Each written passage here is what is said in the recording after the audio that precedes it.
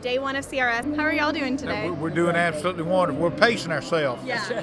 It makes for a long week. And that's what I was going to say. You guys have been to probably a lot of CRS weeks. What have you learned over the years? Honest and truly pacing yourself. What we found out the first couple, I think we've been doing this probably 30-something years. Yeah. And the first couple of years, of course it was a whole lot different. And a whole lot of partying going on, that kind of stuff. You learn that you don't.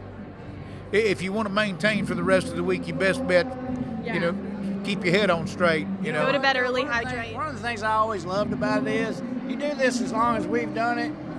You meet people and become friends with people, and so it kind of becomes more like a family reunion. You see old friends and stuff, not just the artists that are walking around here, but folks like you. Everybody that we're doing interviews with.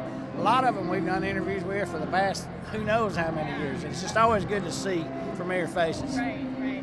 So like I said, you guys have been together a very long time. What is one of your earliest band memories? We went and done a show for Joe Ladd at a Houston radio station. And Joe Ladd was one of the kind of the gatekeepers of country music at the time. And we went and done a radio show for Joe and man, it kind of seemed like that literally was the beginning of kicking things in gear for us, and it kind of got things started. And from that point on, Texas literally, probably for the first 2 or 3 years of our career, literally made Shenandoah. And now look where you are all these years later. Now your name is synonymous with country music. Well, I appreciate that. It's pretty surreal. I'll have to say we've been real fortunate. Yeah. And what we're trying to do now is we're trying to make another. We're trying to make another stab at it. I mean, we're really trying to make another run. We've got a brand new album that we're fixing to fire up. Mark Bright's producing, and of course we can't mention any names, and that's not a tease. Yeah. It is a little bit, but the good kind of tease. And the reason why is because it's there's legal stuff, and people's names have to be on paper, before they'll do this and do that. And, I didn't agree to that, and all this other kind of stuff. So we look, the folks that have been working on this have worked too hard, so we don't want to foul nothing up. Of course. They ask us to keep our mouth shut, so we have. But I will put it to you this way: if you go to Billboard magazine and you probably look at the top 10, top 15, and you look at those artists, that's probably who's going to be on the record. Wow. Yeah, it's the big. That's amazing. Pretty happening little old deal. Do you feel any pressure, since it's been such a long time since you guys have released an album? Do you feel any heightened pressure releasing this one? To record a new album? Yeah. No pressure. This is what we do. We know how to record music and pick songs. We built our career out of picking great songs. I feel like so.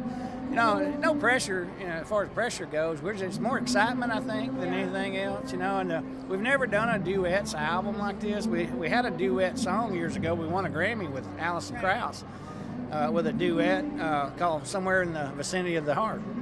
But we've never done a duets album like this, and I think it's just more excitement than it is pressure. I think, probably to be honest with you, probably the word that I would use is the anticipation of getting in there. I'm just really excited about how things are going to turn out, and who we get to sing it with, and hey, it's going to be a blast. I mean, it really, honest truth, is going to be a blast.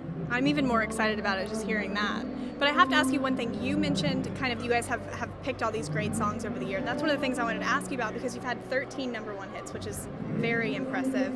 Are there any that you look back on and you think, wow, I never thought that would have been a hit, or one that you thought would be a hit and it didn't quite pan out? Yeah, the one song that we always wanted to be a single was the album title of our second album. It's called The Road Not Taken.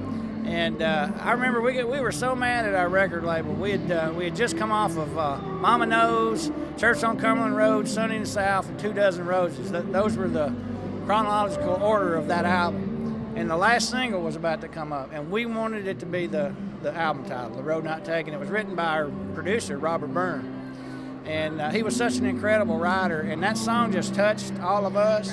And the record label insisted on a different song, and we always regretted that. And still to this day, we'll do The Road Not Taken, even though it was just an album cut. Nobody would know it unless they owned that album.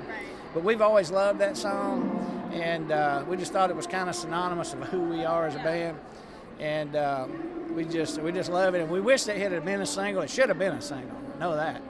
We had a meeting in Roy Wunsch's office, head of the label, and we said, "Look, man, we're playing this thing for people live, and they're absolutely loving it Right. because it literally was in the vein of what we were doing." Right.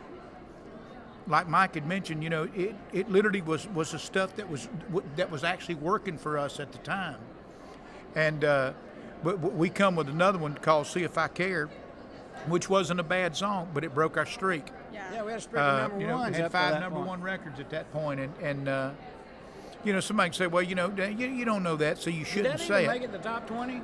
No, it didn't. I think it died somewhere right around 37. But the thing about it is we just believed, and we just knew, because we knew what people in America was enjoying from us, Right. or what they were expecting from us, I should say. Yeah.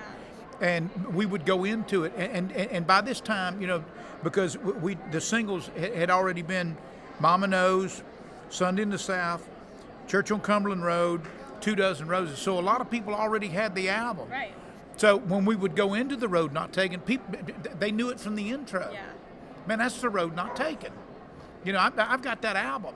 And so all of a sudden, people identified with it, and I think that was one conclusion, that when the label was making up their mind, they never considered what people had heard from the record before that next single was picked. Right.